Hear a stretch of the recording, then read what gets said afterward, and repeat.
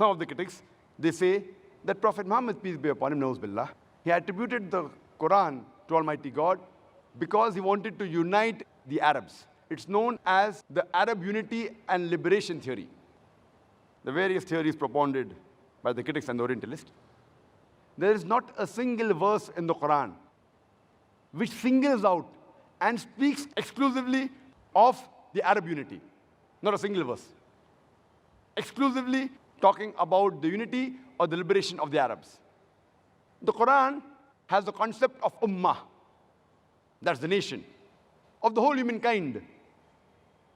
And the criteria for any human being to be superior to any other human being, it's not caste, it's not color, it's not wealth, it's not sex, but it is taqwa.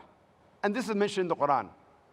In Surah Hujurat, chapter number 49, verse number 13, where Allah says, Ya ayyuhan nasu inna khalaqnakum min zakin wa unsa wa ja'alnakum shu'uban wa qaba'ila lita'arafu inna akramakum indallahi atqakum innallaha alimun khabir. O humankind, we have created you from a single pair of male and female and have divided you into nations and tribes so that you may recognize one another, not that you may despise one another.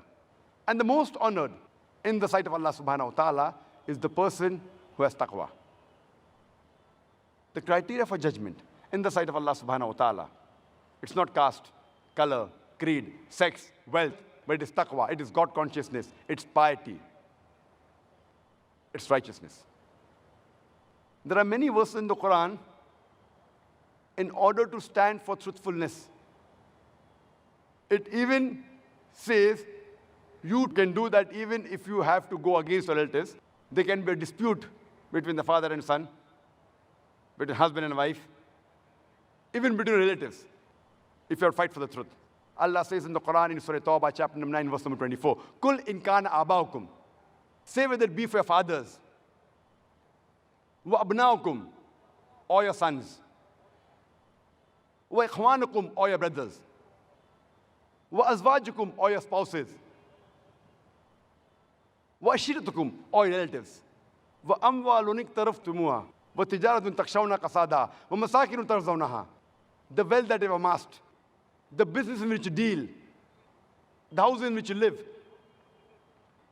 Allah says that if you love all these 8 things, your fathers, your sons, your brothers, your spouses, your relatives, the business in which you deal, the house in which you live, the wealth you have amassed, Allah continues.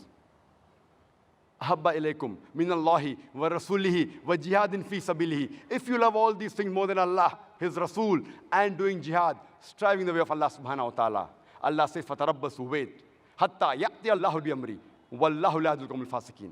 Wait until Allah brings His decision unto you, until Allah brings His destruction to you, and Allah guides not the fasiq people. So if the Prophet wanted unity amongst the Arabs, why did he mention such a verse in the Quran? It's further mentioned in the Quran in Surah Al-Imran, chapter 3, verse 103. وَاعْتَصِمُوا بِحَبْلِ اللَّهِ جَمِيعًا وَلَا تَفَرَّقُوا. Hold to the rope of Allah strongly and be not divided.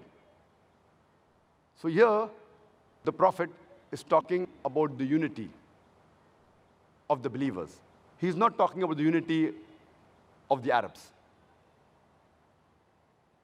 And if he wanted to unite the Arabs, he could have easily taken the leadership and become the leader and the king and united the Arabs easily.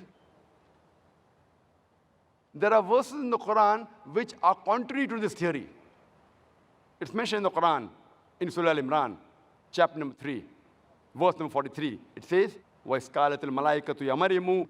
And behold, the angel said, O Mary, إِنَّ اللَّهَ اسْتَفَاكِ وَطَهَّرَكِ. That Allah has chosen thee and purified thee above the women of all nations. Imagine the Quran says that Mary, the mother of Jesus, peace be upon him, who was a Jewess, she is chosen as the woman above all the women in the world. If he wanted unity among the Arabs, he could have chosen his mother or his wife or his daughter, any Arab woman, as the woman above all the nations. But he goes out of the way to say Mother Mary, who was the mother of Jesus, peace be upon him, is the woman chosen above the women of all nations. And the reason is, it's immediately mentioned in the next verse, in Surah Imran, chapter 3, verse 45, that it is nothing but an inspiration from Almighty God. He has no choice. He has no choice to agree or disagree, because this is a wahi from Allah subhanahu wa ta'ala. So surely, there are various other verses in the Quran, several times, including Surah Baqarah, chapter 2, verse 47, which says that, don't you remember the favors which we have bestowed on the children of Israel, on Bani Israel? So all these verses of the Quran, if Prophet Muhammad knows billah, he was the author of the Quran, God forbid, then why should he mention such verses in the Quran?